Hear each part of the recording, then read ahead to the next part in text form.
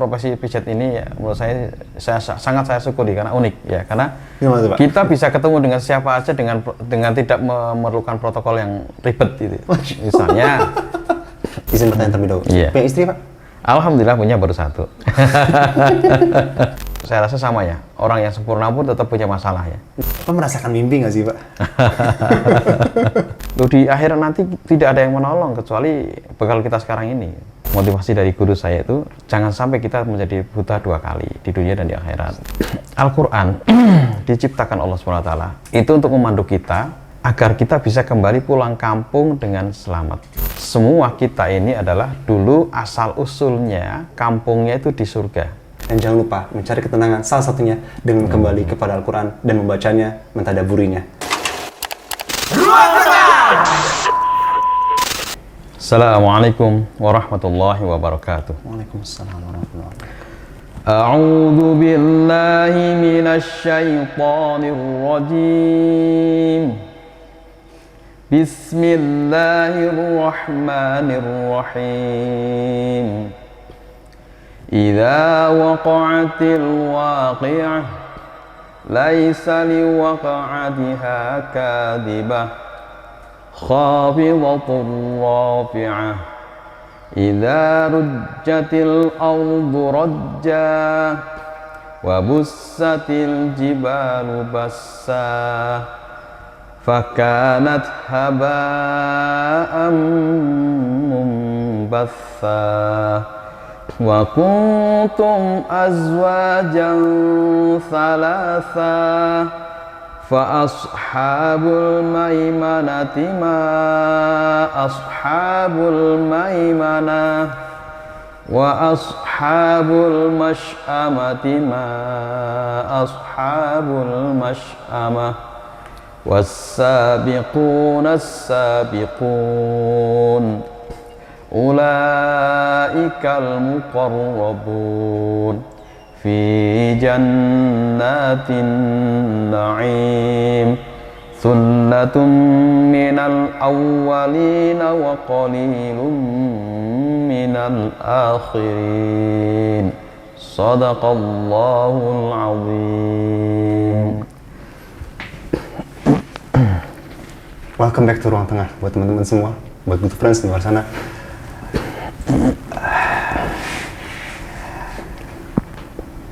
Ini pertama kalinya di momen hidup Ana pribadi untuk bisa ngobrol langsung, diskusi langsung sama seseorang yang mungkin Ana ngeliatnya ya, wah Ana speechless deh. Ana nggak tahu gimana mesti mengungkapkan ini sama good friends gua. Assalamualaikum Pak Yusuf. Waalaikumsalam warahmatullahi wabarakatuh. Tadi baca surah Al-Waqiah Pak ya? Al-Waqiah. Masya Allah. Good friends semua di luar sana, nih maybe he's the first person who cannot see that I interviewed in my whole life. Ya, yang pertama kali Ana ajak ngobrol, Ana ajak diskusi dan Masya Allah, dan sekarang di tengah-tengah kita nih, di tengah Anda merhatiin Masya Allah. Saya pernah megang Quran, buku Braille Pak, dan saya nggak bisa baca. Masya Allah. Gimana Pak, kabarnya sehat Pak? Alhamdulillah. Alhamdulillah. Oke, Pak Yusuf, mungkin bisa diceritain Pak, sekarang usia berapa Pak? Saya sudah setengah abad kurang 6 bulan ya. Masya Allah, Masya Allah. Bulan Juni insya Allah saya setengah abad. Oh, Masya Allah. Pak Yusuf, boleh diceritain nggak sama good friends semua, sama Anda juga pribadi mungkin, sejak kapan mungkin Allah takdirkan kehilangan penglihatan? Oh, baik, insya Allah. Kalau tidak melihatnya dari umur 2,5 tahun ya, kira-kira 2,5 tahun. Jadi singkat cerita, awal kejadian itu ketika suatu hari di kampung itu lagi hujan, kita anak kecil kan biasa hujan-hujanan, terus di pelataran rumah itu di halaman kan banyak air mengenang, dan ada juga selokan gitu. Nah, kita bersama teman-teman lain main hujan-hujanan di halaman gitu. Kemudian tiba-tiba saya lihat ada ikan yang nggak tahu, saya tertarik banget sama bentuk ikan itu, lincah gitu ya. Sepertinya itu gemes, saya pengen nangkep gitu ya. Saya kejar itu ikan. di genangan-genangan air itu. Nggak taunya nggak dapat pas terakhir ikan itu lompat ke selokan. Dan waktu lompat ke selokan itu airnya memercik ke mata gitu ya, ceprit gitu. Udah itu yang teringat terakhir. Habis itu ya selesai hujan-hujanan kita kan semua pada pulang mandi dan tidur. Begitu bangun tidur badan panas dan mata sudah keluar bereknya itu. Jadi yang terakhir kali lihat itu adalah ikan.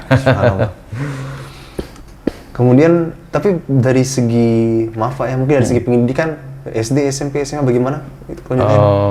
Kalau pendidikan ya saya sekolah luar biasanya sampai SMP. Terus kemudian karena sebenarnya teman-teman saya banyak yang bisa melanjutkan ke SMA integrasi dengan orang awas gitu ya. Oleh karena waktu itu saya tidak punya biaya, saya terus memutuskan untuk sekolah pijat.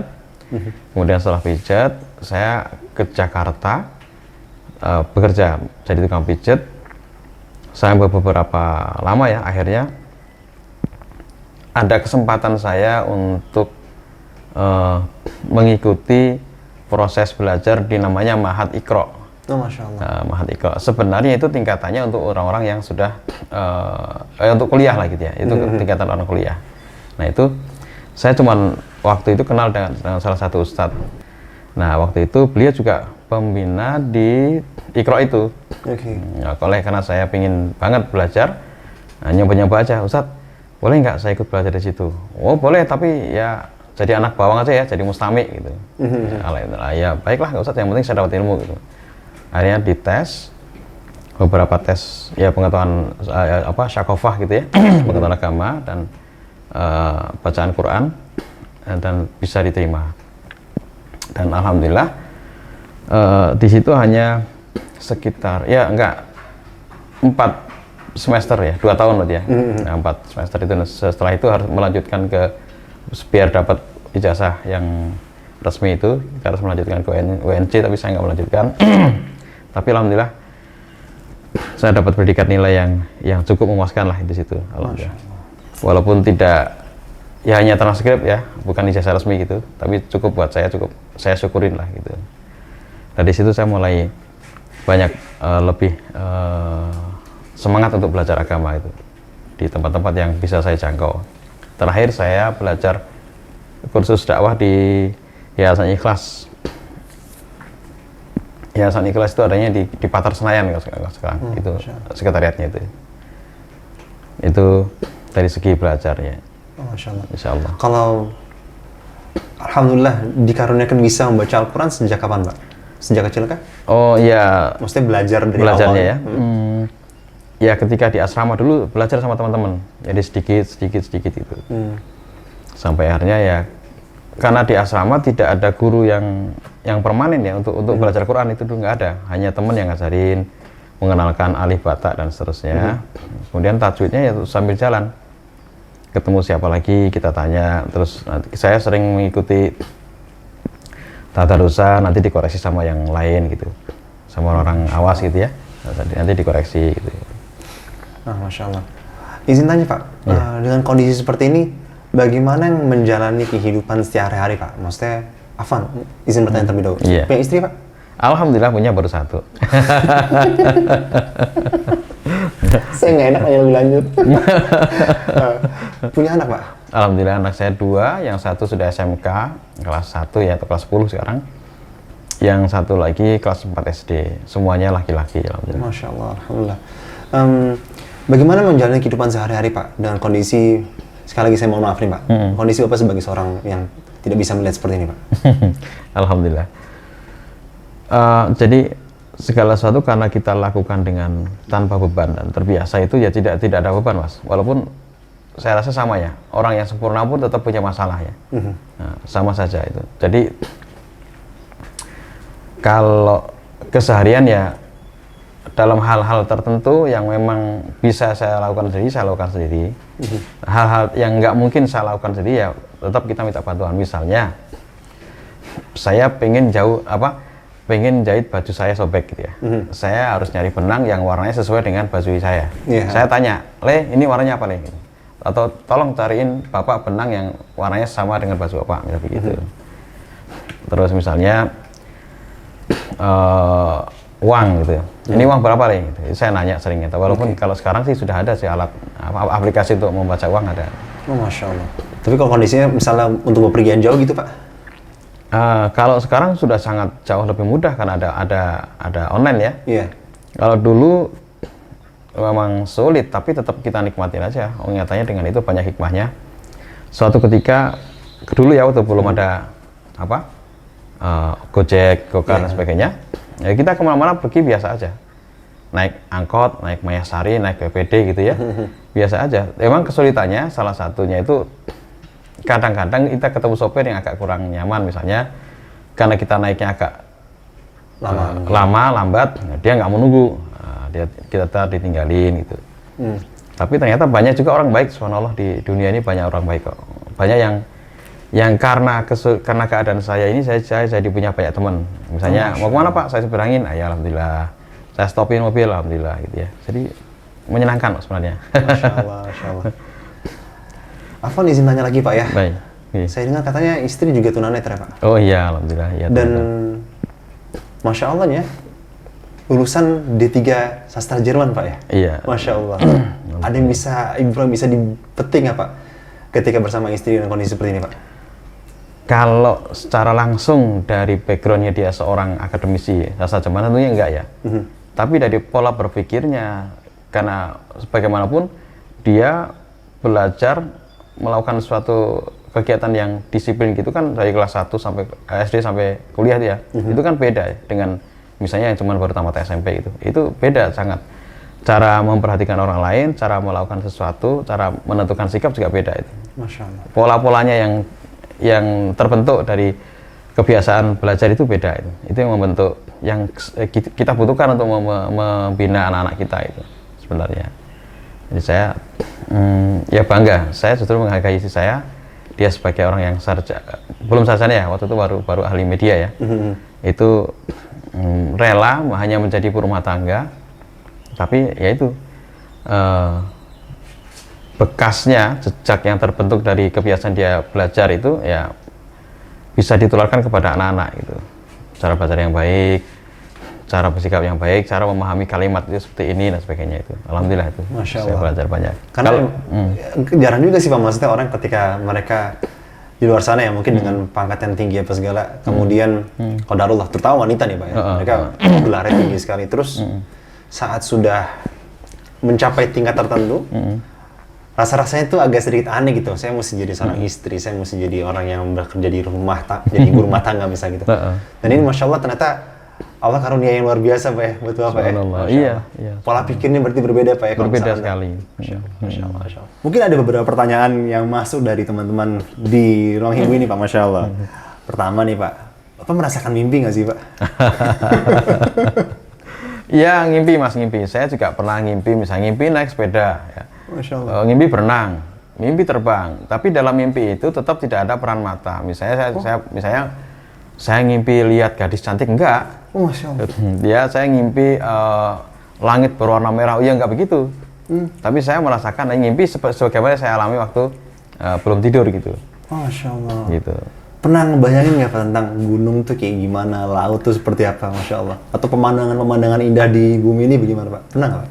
Ya, itu pernah. Itu karena diceritakan oleh banyak ya narasi, misalnya apa lagi dengerin film sandiwara dan sebagainya ya. Kebetulan kalau naik ke laut, saya dulu pernah juga ke laut, ke Pantai Carita ya pernah. Masya Allah. Itu dengar suara ombaknya. Ke Pangandaran ya pernah. Kalau ke Pangandaran ya ombaknya begitu besar menggelegar ya. Kalau nggak dikasih tahu, saya nggak bisa bedain itu suara ombak atau suara petir gitu. Oh, oke. Tapi kan dikasih tahu itu loh suara ombak, dan kebetulan saya terus kena airnya gitu ya. Oke. Gitu. Kalau di Pantai Carita ombaknya nggak gede gitu. Oh, oke, Masya Allah. Visualisasinya mungkin berbeda Iya, Masya Allah. Oke. Begitu. Dan satu lagi nih Pak, mungkin satu hal, saya izin tanya lah, mungkin lebih private lagi Pak. Bapak nih sekarang profesi sebagai seorang tukang pijat. Masya Allah. Bisa diceritain nggak Pak, bagaimana jadi seorang tukang pijat profesional saat ini, dan siapa nih salah satu tokoh yang mungkin pernah Bapak pijitin, Masya Allah. Pengalaman uniknya bagaimana nih Pak? Ya, alhamdulillah. profesi pijat ini ya menurut saya sangat saya syukuri karena unik ya, karena Gimana tuh, Pak? kita bisa ketemu dengan siapa aja dengan tidak memerlukan protokol yang ribet gitu. Misalnya saya pernah suatu waktu mijet seorang komandan di suatu kesatuan gitu ya. Oh, Masya Allah. Jadi ketika saya mau mijet ke sana, kalau orang lain masuk dengan pemeriksaan macam-macam, tapi karena saya dipanggil, ya udah lolos saja masuk, langsung diantar ke baraknya waktu itu ya. Masya Allah. Waktu itu masih di Bandung kalau nggak salah itu. Ya saya mijet aja nah itu. Masya Allah. Terus pernah yang pengalaman terakhir ini ada satu, yaitu buat saya berkesan karena saya ketemu dengan seorang syekh ya. Syekh, oh Masya Allah. Syekh siapa Pak, kalau betul Pak? Namanya itu siapa sih namanya Mas? Saya agak lupa itu ya. Pokoknya kejadian itu di Masjid Jannatul Firdaus itu. Syekh Mali Syakban ya kalau Oh salah. Masya Allah, Syekh Mali Syakban, Masya Allah. Syakban ya. Itu lagi ada kegiatan daurah di Masjid Jannatul Firdaus di Galaksi itu. Nah, kemudian mungkin capek syekhnya capek dan saya dipanggil sama timnya dari Jannatul Firdaus di Galaksi. Saya ngurut beliau. Masya Allah. Walaupun ya bahasa Arab saya tidak terlalu baik, bahkan tidak baik tuh, ya sedikit-sedikit. Ya alhamdulillah. Dan ketika saya urut itu ya emang awalnya ngobrol sekenanya gitu ya, dengan bahasa-bahasa yang sepatah-patah gitu, sepatah-sepatah yang antara campur-campuran gitu. Tapi lama-lama kok saya tadinya udah ndredeg mau mijet dia, badannya kok gede banget ya. Tinggi gede gitu. Memang. Kemudian gimana Pak? Saya pijit kok nggak taunya kok begitu saya pijit sampai punggung itu dia tertidur gitu. Oh, Masya Allah. Gitu, saking enaknya berarti. Mungkin ya. Jadi Masya Allah. nah itu yang agak ini saya bingung waktu saya suruh balik telentang gitu ya. Saya suruh telentang itu saya dorong gitu. Saya dorong supaya telentang gitu. Itu beliau malah mau duduk gitu. Oh, Masya Allah. Malah bangun duduk gitu. Lah, saya bilang saya taunya tidak tuh lah. Saya dorong lagi dia, saya suruh telentang gitu. Nam. Tapi itu sama orang lain, pasti ada orang lain juga kan Pak? Atau sendiri? Di waktu itu di kamar kita berdua aja. Oh, Masya Allah. Nggak ada terjemah. Tapi beliau bisa bahasa Indonesia sedikit-sedikit sih. Oh, oke, Masya Allah. Tapi itu berarti pengalaman paling unik Pak ya? Iya, paling Masya Allah. mengesankan buat saya. Cuman ya itu namanya itu ketemu baru sekali itu ya. Saya sama siapa tadi ya? Lupa itu. Itu yang buat saya kok saya bisa ketemu dengan Syekh itu kan saya bersyukur itu. Masya Allah. Ini ajib nih. Bisa ketemu sama orang-orang penting tanpa ngurusin protokol Pak ya? Iya. Masya Allah. Dengan protokol yang ribet. Masya Allah. Tapi Pak, oke, mungkin sedikit lah itu tadi itu mengenai tentang Pak Yusuf, tentang kehidupan pribadinya, Masya Allah. Dan sekarang yang di depan Bapak ini adalah apa nih Pak? Yang Bapak pegang tadi nih Pak? Iya. Masya Allah. Mungkin bisa diceritakan sama Gufran semua. Ini Al-Quran Braille. Ya, Al-Quran Braille ini cetakan Bandung. Jadi pertama kali yang menyediakan sarana dan prasarana untuk teman-teman tunanetra itu adanya di Bandung. Bahkan di sana ada sekolah tertua di Indonesia. Namanya dulu Plain School ya, didirikan oleh Belanda tahun 1901 kalau nggak salah. Nah, kemudian baru lama-lama kan diketemukan Arab Braille. Nah, pertama kali dicetak di Bandung nih. Nah ini Al-Quran ini untuk bisa kita baca dengan huruf Arab Braille itu tidak hanya sekedar ditranslate, disalin gitu aja ya, disesuaikan Mas, sesuaikan dengan format tulisan Braille. Jadi kalau misalnya menulis huruf biasa itu ya, misalnya saya membaca buku, gitu kan menyamping begitu ya. Nah, gitu. Kalau tulisan umumnya kan sebaris gitu. Nah kalau Al-Quran kan ada titik atas, titik bawah, ya hamzah di atas, hamzah di bawah gitu. Nah untuk di Al-Quran Braille tidak begitu, karena kita tidak mengenal tulisan atas, tulisan bawah, semua di samping. Oh, Masya Allah. Jadi perlu disesuaikan. Untuk itu pelajaran tajwidnya pun simbolnya sama, tapi ada beberapa hal yang disesuaikan tadi. Nah, ini Al-Quran Braille ya. Ini juz 27. Masya Allah. Setebel itu ya buat ya, satu juz Masya Allah. seperti ini.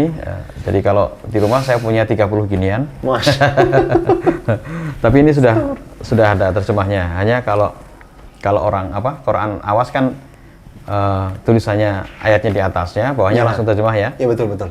Kalau ini saya selesaikan dulu dari awal surat, awal halaman juz 21 Ad-Dzariyat sampai dengan terakhir nih. Sampai habisnya juz 27. 27 itu berarti Ad-Dzariyat 51 ya. Sorry, Al-Hadid, maaf. Al-Hadid, ya. Al-Hadid. Surah 57. Dari situ baru setelah itu terjemahannya. Baru terjemahnya, ya. Masya Allah. Al-Hadid itu pun ya nggak sampai selesai kan? Oh, sampai selesai ya, sampai selesai. Al-Hadid sampai selesai. Sampai selesai sudah 8. Baru masuk juz 28 ya. Baru, ya. Lah ini separuh nih Mas ini. Ini dari awal sampai ini segini, ini 49 halaman. Masya Allah. 49 halaman. Nah, ini berikutnya lagi, ini terjemah nih. Ini lebih tebal. Oh iya. Lebih tebal sedikit. Masya Allah. Saya jujur ya Pak ya, saya dari dulu pernah sih megang-megang huruf Braille. Masya Allah. Ini pertama kali belajar Braille itu diajarnya gimana Pak, kalau boleh tahu? Oh, pertama belajar Braille dulu ya, tulisan biasa. Tulisan maksudnya bukan Arab ya. Itu ada bentuk papan. Papan itu bentuknya seperti hampir kayak dinglek itu. Dinglek itu kayak buat duduk itu ya. Iya. Nah itu di atasnya ada bolong, ada bentuk petak gitu, kira-kira bentuknya memanjang ke bawah gitu, vertikal, tapi satu peta itu isinya 6 titik. Oke. Nah itu isinya itu 6 titik itu untuk membentuk huruf. Itu, nah itu dibolongin, diisi dengan paku dulu awalnya ya, sebelum kita pakai alat yang, nah itu kan nggak bisa ditaruh di kertas. Iya. Jadi kalau kita nulis ya kayak orang awas nulis di papan tulis itu. Tapi pakai paku yang ditancap-tancapin ke bolongan itu. Bolongan yang pertama sama bolongan yang kedua itu sama dengan huruf B itu. Bolongan yang pertama aja huruf A itu. Oh, Masya Allah. Nah, salah satunya itu huruf yang biasa. Nah setelah itu lancar, sudah bisa, itu ada alat peraganya. Tadi ada di tas nih Mas. Ada alat peraga yang buat nulis itu. Ada tadi ya. Itu kertasnya dijepit. Oh, kertasnya dijepit. Pakai alat itu terus ditusuk dari atas. Oh, Masya Allah. Baru nanti dipasangnya dibalik. Pak Yusuf apa nih Pak, yang tangan kiri Pak? Ini namanya reglet. Reglet. Oke, sedangkan yang di tangan kanan Bapak adalah? Ini namanya pens. Nah, pens. Oke, jadi ini mungkin ini buat kita semua untuk bisa sedikit mengetahui lebih dalam tentang Braille. Mungkin yang belum pernah mempelajari Braille, mungkin bisa diinfokan Pak. Dikasih tahu nih Pak, gimana caranya nih Pak, Masya Allah. Nah, ini lihat. Ini kertas, cara menulisnya. Kertas ini kita masukkan ke reglet ini. Oke. Kita paskan dijepit, dulu Pak, ya? Biar lurus ya, dijepit begini. Nah, ditutup begini. Oke.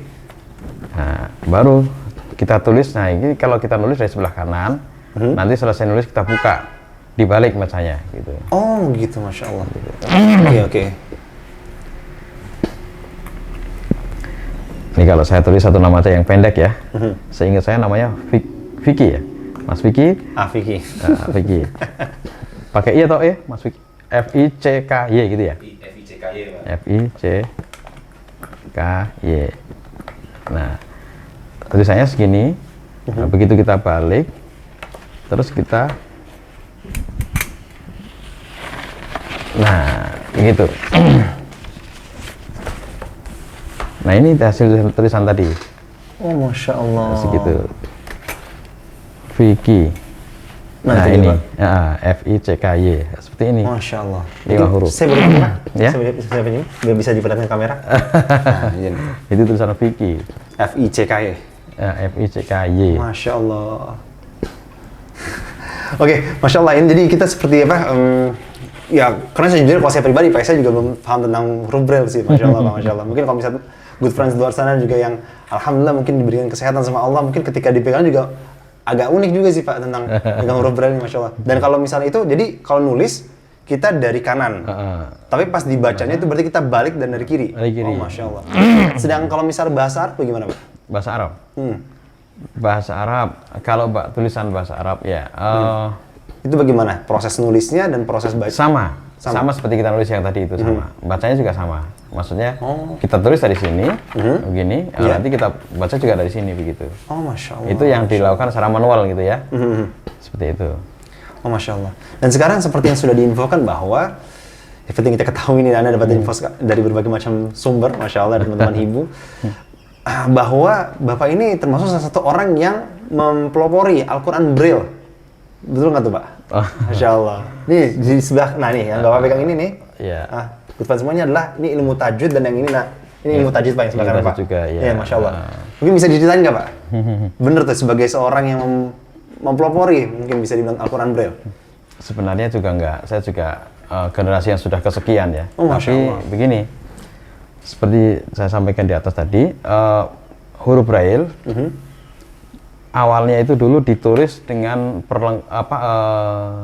hardware yang serba padat gitu. Jadi dicetak dengan alat tertentu, ya sehingga kalau pengerjaannya pasti sangat lama gitu ya, sangat lama dan kalau salah ya repot gitu.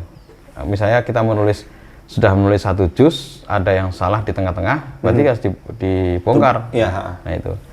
Nah terus di kira-kira tahun 90-an itu mulai sudah ada gagasan dari teman-teman saya dulu aktif di namanya Yayasan Raudhatul Mahfudhin tahun 90-an ya. Nah itu beberapa teman dulu itu mencoba bagaimana caranya bisa Al-Quran Braille itu dicetak dengan komputer, ditulis dengan komputer. Jadi kalau salah ya hanya dibetulkan di filenya gitu. Nah, kemudian waktu mencetaknya juga lebih cepat gitu. Nah, kebetulan dulu saya sempat terlibat dalam penyusunan awal-awal penyusunan pembuatan Al-Quran Braille dengan komputer itu. Masya Allah. Jadi kalau ini kan ya komputer itu kan ada keyboardnya itu. Nah keyboardnya itu kan ada huruf ABC dan seterusnya itu ya. Ya. Itu ada aplikasi yang memungkinkan nanti kalau dipencet huruf A, nanti dia keluar A yang kita mau, A Braille gitu. Masya Allah. B-nya B Braille dan seterusnya. Sampai pada tanda-tanda baca di huruf Arab itu. Sukun, tasdid dan lain-lain gitu. Itu jadi kondisi sekarang jadi seperti nih buku ilmu tajwid ini Pak. Ini hasil cetakannya. Masya Allah. Mungkin bisa dibantu juga Pak bacaannya isi dari ilmu tajwid itu gitu ya. Nah kalau ini yang cetakan dari Yayasan Raudhatul Mahfudhin yang sudah tahun sekarang ya. Nah, ini di bagian awal pertama ini judul bukunya Ilmu Tajwid, Pedoman Membaca Al-Quran Braille bagi tunanetra, disusun oleh tim penyusun buku Yarfin itu Yayasan Raudhatul Mahfudhin, di Braille ya oleh Yayasan Raudhatul Mahfudhin. Ini Masya Allah. Kemudian nah ini daftar isi. Daftar isi itu pendahuluan ya. Terus halaman Romawi 1, kemudian pengenalan huruf Braille, kemudian bab 1 masuk kepada makhorijul huruf. Masya Allah. Kemudian bab yang kedua itu hukum bacaan nun mati, Masya Allah. dan sukun atau tanwin. Kemudian bab yang ketiga hukum bacaan mim mati ya. Bab yang keempat idgham. Bab yang kelima idgham syamsiyah dan izhar qamariyah. Masya Allah. Bab yang ketujuh bigunah dan bilagunah. Bab yang ke-8 hukum bacaan ro. Kemudian bab yang ke 8 ini lafzul jalalah. Alhamdulillah, Masya Allah. Banyak juga Pak ya? Banyak juga. Insya Allah sama insya Allah sih ini ya. Masya Allah. Bagian-bagian sama. Hanya perbedaannya, nah ini perbedaannya kalau di tulisan awas, ini makanya saya punya dua pegangan buku ini yang khusus untuk teman-teman netra ya. Dan ini buku metode Asy-Syafi'i. Ini yang metode Asy-Syafi'iyah. Metode Asy-Syafi'i ya. Asy-Syafi'i ini tidak ada di teman-teman netra. Saya perlukan ini untuk menyesuaikan. Karena saya di rumah, anak-anak saya kan alhamdulillah semua normal ya. Alhamdulillah. Jadi saya bisa ngasih tahu tulisan ini seperti apa yang sesuai dengan tulisan awas, tulisan Arab yang awas itu ya. Makanya saya butuh ini saya braillekan. Nah, misalnya kalau menulis bismillah ya, bismi gitu ya. Gitu. Itu kalau Kalau di kita di Braille itu hanya ba, kasroh, sin, sukun. Iya. Seperti itu. Tapi kalau mau dipanjangkan, misalnya Ar-Rahman gitu ya misalnya.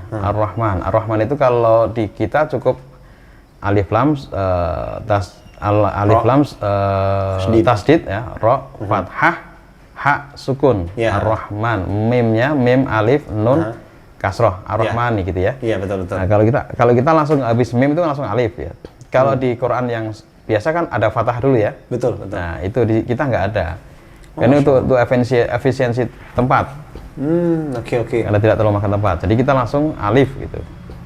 Itu kalau kita nggak belajar ini, kita nggak bisa ngasih tahu anak-anak kita. Karena anak kita kan tulisannya beda sama saya itu. Oke. Saya perlu belajar ini. Itu dari satu sisi yang antara membedakan antara alif mat dan bukan gitu ya. Oke. Gitu, tulisan mat dan bukan.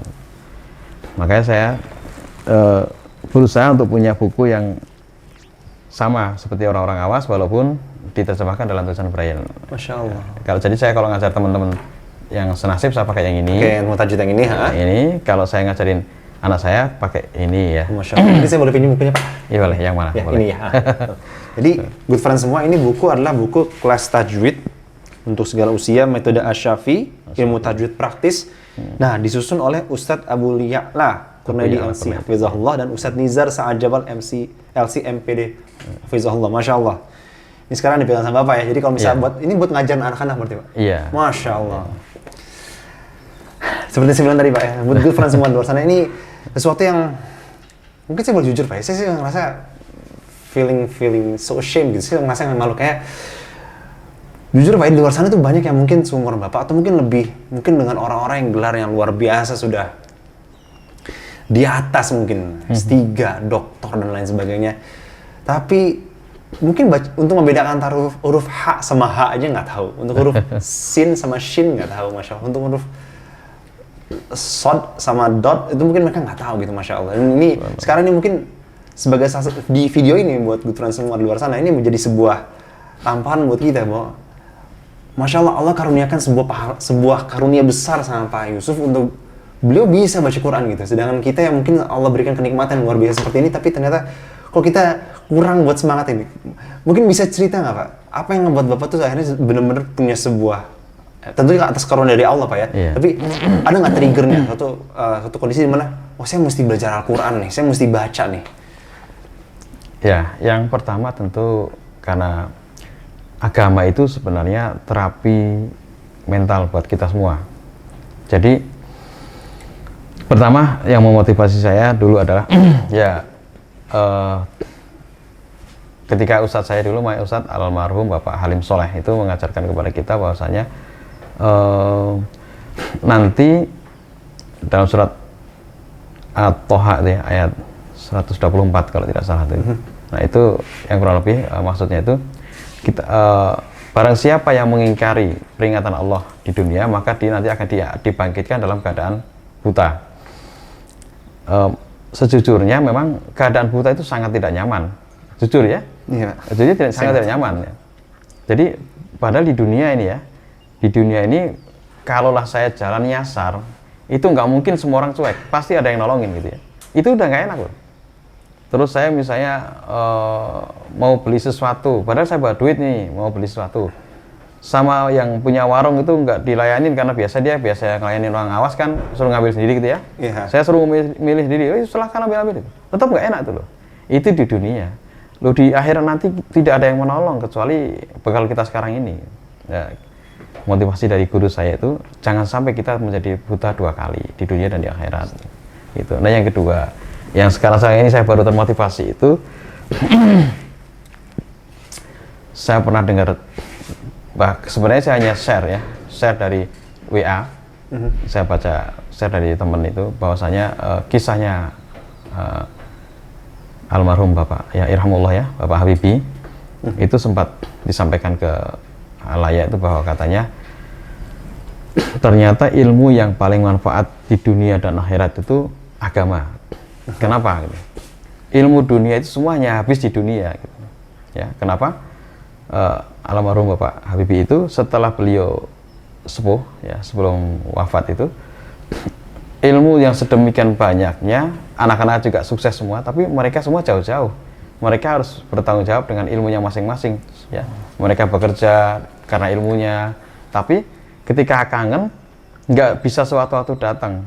Dan ketika semua merasa resah, pengen ketemu, nggak bisa. Tapi kalau agama, ketika kita ingat Quran, nah, seketika itu juga kita ingat Allah. Maka menurut Habibie itu, irhamullah, itu ilmu yang paling tinggi itu adalah Al-Quran, yang bisa menyelamatkan kita dan bahkan bisa membahagiakan kita, bisa menghibur kita itu ya, karena Al-Quran tidak akan meninggalkan kita selagi kita masih terus-menerus menjaganya itu, insya Allah. Itu yang terus terang membuat saya tetap termotivasi ya. Itu. Masya Allah. Mungkin good friends semua di luar sana, mungkin Anda sedikit cerita juga Pak ya, sedikit cerita bahwa dulu pernah ada kajian salah satu ustadz kita, Masya Allah, yang cerita bahwa ada satu orang muridnya beliau dari luar negeri, Anda lupa kalau nggak salah antara Swedia atau Finlandia. Kemudian nggak ngerti gimana Pak, itu kayak belajar agama gitu Pak. Mereka mau belajar ilmu agama gitu. Pas belajar ilmu agama sama ustadz ini, belajar pelan-pelan tentang tauhid dan lain sebagainya, sampai mungkin belajar tentang berbakti sama orang tua Pak ya, Masya Allah. Saat sudah belajar ilmu agama, belajar tentang ilmu tentang berbakti kepada orang tua, tiba-tiba pas ditawari pekerjaan tersebut, dia nolak. Nah, ibunya ini yang ngebuat akhirnya tiba-tiba masuk Islam itu adalah karena pada saat ibunya sudah tua renta, tinggal sendirian di negara tersebut, teman-teman ibunya nanya, kok anakmu ini nggak ngambil pekerjaan itu sih? Kan gede tuh gajinya apa segala. Saya masuk Islam, dia cerita, saya masuk Islam gara-gara anak saya belajar Islam dan ternyata dia lebih memilih untuk mengabdikan diri dia sama saya di hari-hari terakhir saya. Masya Allah. Masya Allah. Bapak tadi cerita tentang Habibie, cerita kayak itu, saya jadi ingat kisah itu Pak, Masya Allah. Dan teman-teman semua, good friends di luar sana, ini sesuatu yang real loh di depan teman-teman semua, di depan good friends semua nih. Pak, apa yang pengen Bapak sampaikan sama orang-orang di luar sana agar mereka tuh juga punya semangat juang yang tinggi Pak? Karena Bapak ini, kalau saya boleh bilang ya, Bapak mungkin lebih kaya dibandingkan orang di luar sana Pak. Bapak diberikan sebuah kekayaan hati sama Allah, akhirnya dimudahkan untuk bisa belajar Al-Quran. Sedangkan di luar sana, mungkin saya pun juga ngerasa saya mau mungkin masih terhitung malas gitu. Bagaimana bisa ngasih semangat sama kita nih Pak, sama saya pribadi dan juga kepada good friends di luar sana, terlebih sama orang-orang yang punya mungkin kenikmatan lebih besar dari segi duniawi oleh Allah, tapi mungkin lupa dengan apa yang harus kita baca ini Pak. Mungkin bisa disampaikan Pak, Masya Allah.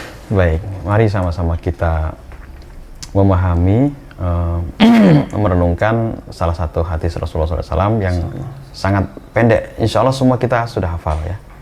Bahwa Rasulullah SAW pernah bersabda yang diriwayatkan oleh, kalau tidak salah itu Utsman bin Affan, ya. Khairukum man ta'allamal Qur'an wa 'allamah.